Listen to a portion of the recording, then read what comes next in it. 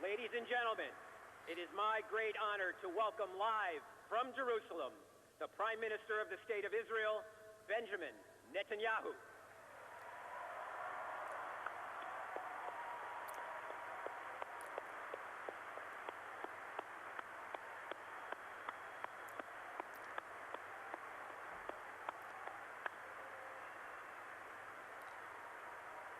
Thank you. Thank you very much. Thank you, Rosie, and thank you, Howard, Michael, Robert, all the leadership of AIPAC. Thank you for everything you do to strengthen the great alliance between Israel and the United States of America. Let me say a special hello to my friend, Vice President Biden. He just spoke there, and I have to say that I've learned over the years so much from Joe. I want to thank him for his steadfast support for Israel over so many decades. I've learned what Irish families are about from Joe Biden. I learned about his father. I learned that his background and ours are so similar, deeply grounded in values, and I just heard those values expressed. I want to also recognize, and I'm sure you'll all join me in recognizing Defense Minister Barak, who I've sent to represent Israel in the AIPAC conference. Ehud, I want to thank you for the years of service for Israel's security. Thank you, Ehud. And I want to recognize Ambassadors Oren and Prosor, Michael and Ron. Thank you both for the terrific service you're doing for Israel every day.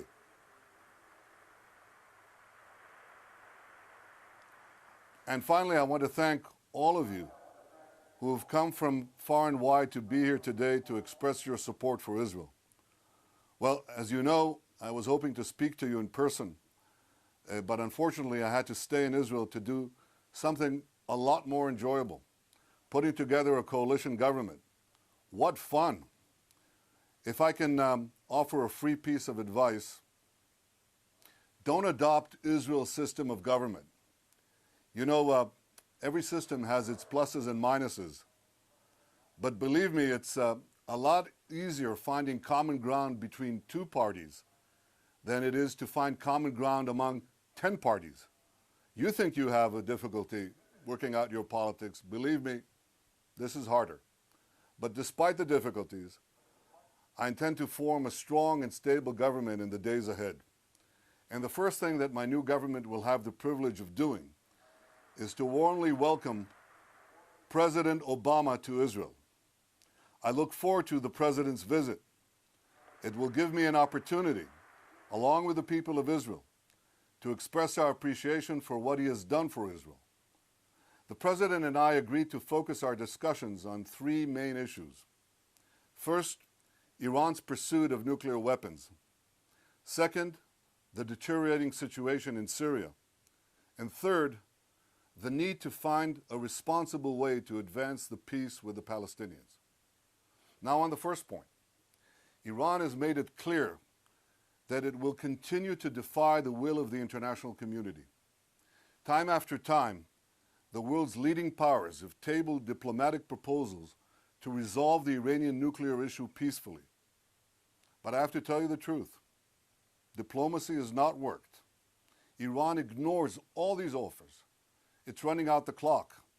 It has used negotiations, including the most recent ones, to buy time to press ahead with its nuclear program. So thus far, the sanctions have not stopped the nuclear program either.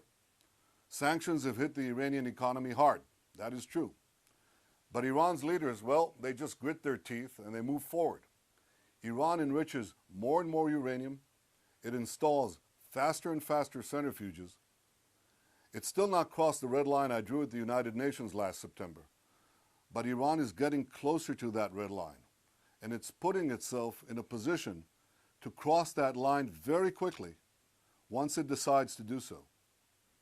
Ladies and gentlemen, to prevent Iran from developing nuclear weapons, we cannot allow Iran to cross that red line. We must stop.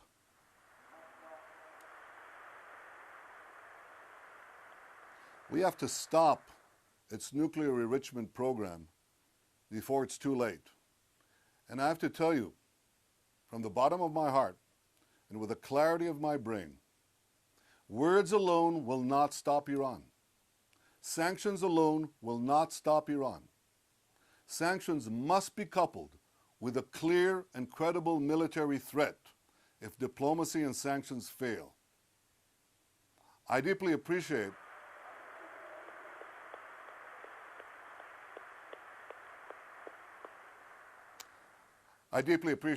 something that President Obama has said repeatedly. You've just heard Vice President Biden say it again. Israel must always be able to defend itself by itself against any threat to its existence. The Jewish people know the cost of being defenseless against those who would exterminate us. We will never let that happen again.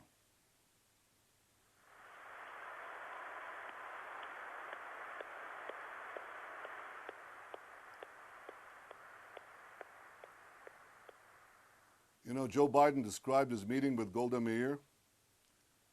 She said to him, our secret weapon is we have no other place to go. Well, we have our place under the sun. And ladies and gentlemen, we shall defend it. The rebirth of Israel is one of the greatest events in history. I think Churchill said that it transcends generations. It transcends centuries. He said it is significant in the perspective of thousands of years. We never lose sight of that perspective.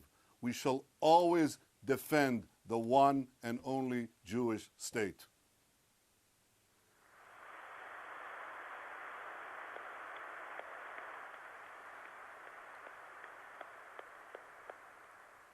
The second issue I intend to discuss with President Obama is the situation in Syria. Now, over the last 2 years, over 70,000 Syrians have been killed. Hundreds of thousands have been wounded and maimed. Millions have been forced to flee their homes. Besides this humanitarian crisis of great tragedy, Syria could soon become a strategic crisis, one of monumental proportions.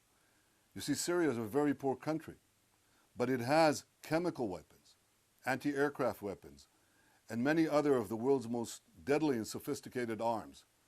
And as the Syrian regime collapses, the danger of these weapons falling into the hands of terrorist groups is very real. Terror groups such as Hezbollah and Al-Qaeda are trying to seize these weapons as we speak. You know, they're like a pack of hyenas feeding off a carcass.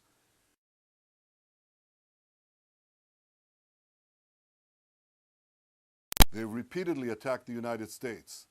They're global terrorist organizations that can perpetrate terror attacks anywhere in the world. You've just seen that in Cyprus, in Bulgaria, everywhere. This is why we have a common interest in preventing them from obtaining these deadly weapons. I know that here too, President Obama fully appreciates Israel's need to defend itself. And I look forward to discussing with him ways to address this challenge to our common security. The third issue I intend to discuss with President Obama is our common quest for peace. Israel seeks a peace with our Palestinian neighbors, a peace that will end our conflict once and for all. Now that peace must be grounded in reality, and it must be grounded in security. Israel withdrew from Lebanon. We withdrew from Gaza. We gave up territory. We got terror. We cannot allow that to happen a third time. Israel is prepared for a meaningful compromise. But as Israel's Prime Minister, I will never compromise on our security. We must work together to find a realistic path forward. And I think that path has to be a measured, step-by-step process in which we work to advance a verifiable, durable, and defensible peace. It has to be defensible because in the Middle East, especially in this Middle East, a peace you cannot defend will not hold for 5 minutes. It has to be verifiable because as we move from one step to the other, we have to make sure that we can not only defend ourselves, but also that our neighbors are actually telling their people, educating their children to live in peace. This is something we desperately want. We yearn for peace, we pray for peace, and with President Obama, we shall work for peace. I look forward to discussing with President Obama, when he comes here later this month, all these issues. But in addition, I'll have a chance to show President Obama a different side of Israel. Israel that has become a technological marvel. It's teeming with innovation. Israel that each day pushes the boundaries of medicine and science to the ends of human imagination. Israel that has one of the world's most vibrant cultures and one of the world's most dynamic peoples. Israel, the modern Jewish state, living in the ancient Jewish homeland, an oasis of liberty and progress in the heart of the Middle East where these ideas have yet to take root. That is the Israel that all of you know. That is the Israel that all of you love. That is the Israel that so many Americans love. And that is the Israel that will never stop standing, shoulder to shoulder, with a country that has been the greatest force for good the world has ever known, the United States of America. God bless America, God bless Israel, and God bless the American-Israeli alliance. God bless you all. Thank you.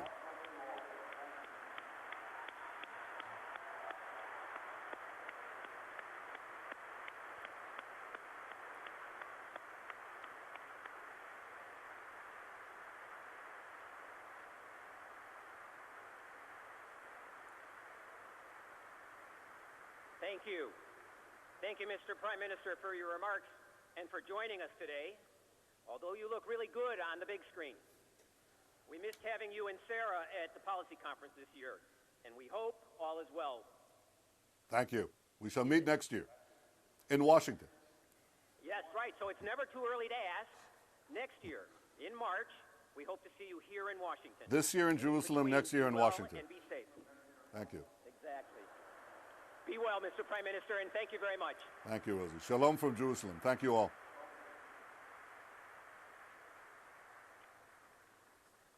Ladies and gentlemen, that concludes our program. Please remember that there is a different seating chart for this evening's session. I believe it will be on the screens.